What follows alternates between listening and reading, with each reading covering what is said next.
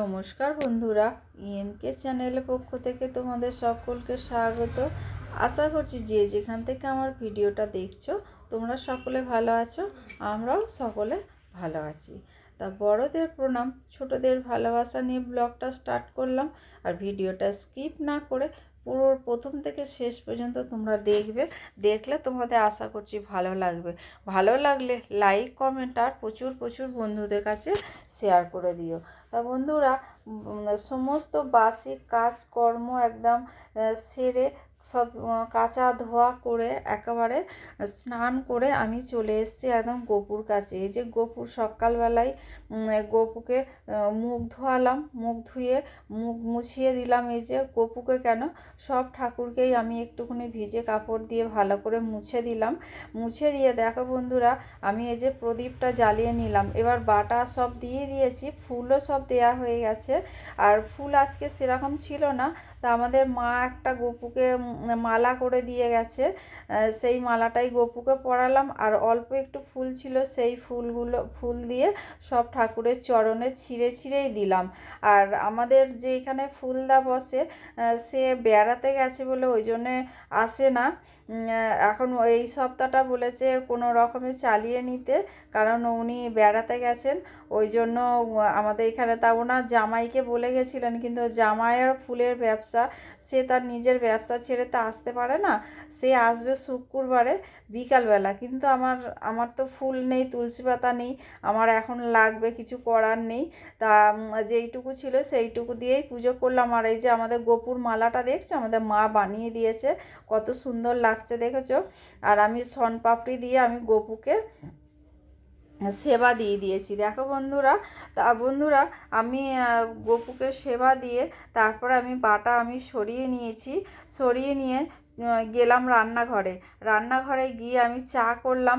আর কালকে দুটো বাসি রুটি ছিল, সেই বাসি রুটি দুটো ছিল, আমি গরম করি অনেক সময়। আজকে অল্প সামান্য 1 চামচের মতো তেল দিয়ে আমি সেটা ভেজে নিয়েছি। তোমাদের দাদার ঠিক খুব একটা পছন্দ নয় তেল দিয়ে ভাজা ওই রুটি, বলে এমনিতে তো বাসি রুটি, তারপরে তেল দিয়ে ভাজলে পরে আরও বেশি মানে অম্বল করবে। তা তোমাদের দাদা নিয়ে এসছে একটা লাউ, দেখেছো বন্ধুরা, আষাঢ়ে মার্কা, কিন্তু এতে কত দানা হবে দেখেছো। দেখো বন্ধুরা, কেটেছি কত বড় বড় দানা, আর দানাগুলো শক্ত শক্ত। আজকে বানাবো লাউয়ের মাছের মাথা দিয়ে ঘন্ট। আর এইটা না, এর পরের দিন তোমরা রেসিপিটা পেয়ে যাবে লাউ চোকলাগুলো। আমি লাউ চোকলাগুলো দিয়ে একটা রেসিপি করব।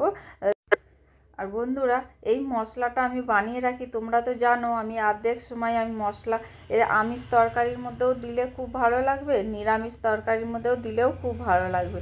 এর মধ্যে আছে গোটা ধনে, গোটা জিরে, গোটা গরম মশলা, আর বেশি লঙ্কা দেওয়ার ইচ্ছা ছিল, কিন্তু লঙ্কা দিতে পারিনি, কারণ লঙ্কা নেই, অর্ধেক ছিল, অর্ধেকই দিয়ে দিয়েছি। আর অল্প একটু ছিল পিপুলটা না খুব একটা বেশি আমি দিই না, অল্প সামান্য দিই। গন্ধটা একটু স্ট্রং হয়ে যায় বলে কোয়েল খেতে পারে না, ওই জন্য বন্ধুরা অল্প সামান্য দিয়েছি। দেখো গুঁড়ো করে রেখে দেবো। অনেকক্ষণ পর আমি চলে আসলাম এই যে রান্নাঘরে চলে এসেছি। ঘন্ট হয়ে গেছে, ভাতও হয়ে গেছে, ঘন্টও হয়ে গেছে। মাছের মাথা দিয়ে লাউ দিয়ে ঘন্ট করেছি, ওইটা তোমরা পেয়ে যাবে। আর মাছের ঝাল করবো। এই যে দেখো বন্ধুরা, রান্নাঘরে থেকে ছুটে আসলাম, এদিকে ডল চেঁচাচ্ছে যে ঠাম ঘরে আসো, ঠাম ঘরে আসো। ওই জন্য আমাকে আবার রান্নাঘর থেকে ছুটে আসতে হলো, কারণ দুজনে তো থাকে, আবার কোথায় কি হবে, ওই জন্য বন্ধুরা চোখে চোখে রাখতে হয়। আর বন্ধুরা, আমি রান্নাঘরে, চলো তাহলে তোমাদের দেখাই আজকে কি করব।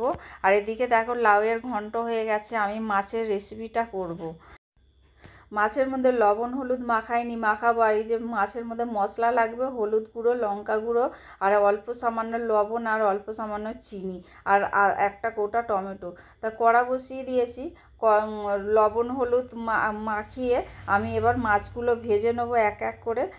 এই যে বন্ধুরা দেখো, তেল গরম হয়ে গেছে, আমি মাছগুলো দিয়ে এবার উল্টে পাল্টে ভেজে নেবো, একটু লাল লাল করে ভেজে নেবো, যেহেতু আগের দিনের মাছ ফ্রিজে ছিল। আর ওই তেলের মধ্যে দেখো আমি গোটা জিরে ফোড়ন দিলাম, দিয়ে আমি লম্বা করে করে রাখা আলুগুলো যে কেটেছিলাম সেই আলুগুলো দিয়ে দিলাম। এবার মশলাটা যে বাটিতে রেখেছিলাম আমি জল দিয়ে দিলাম। জল দিয়ে ভিজিয়ে দিলে একটুখানি ভিজে যায় মশলাটা, তাহলে ভালো হয়। আর এদিকে দেখো ওই যে টমেটোটা রেখেছিলাম, টমেটোটা দিলাম। দিয়ে এবার টমেটোটা কাঁচা গন্ধ গেলে পরে তারপরে আমি মশলা দেবো। আর এদিকে দেখেছো বন্ধুরা, রূপসার নাচ দেখছে আমাদের ডলকুমারী।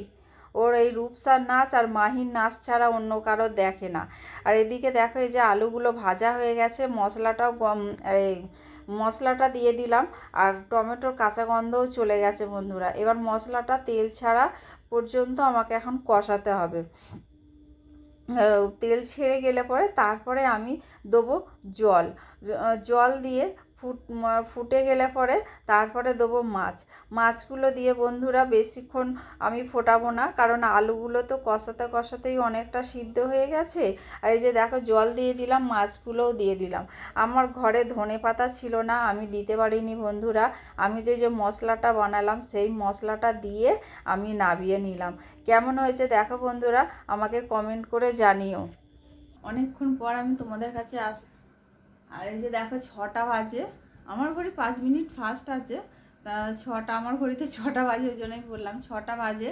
আমি সন্ধে দেবো, ওই জন্য সন্ধে দেবো বলে। আর ফ্রিজের মাথাটা না একটু মানে কাপড়টা পাল্টিয়ে অন্য আর একটা কাপড় পাতলাম।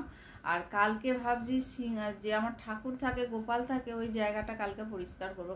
কারণ কালকে গোপুকে স্নান করাবো, ইচ্ছা আছে। হয়তো সকাল সকাল হয়তো নাও হতে পারে, হয়তো বেলা বলতে কি ওই সকালবেলাই করবো। তোমাদের দাদা চাটা খেয়ে চলে যাবে, তারপরে আমি কালকে গোপুকে করবো।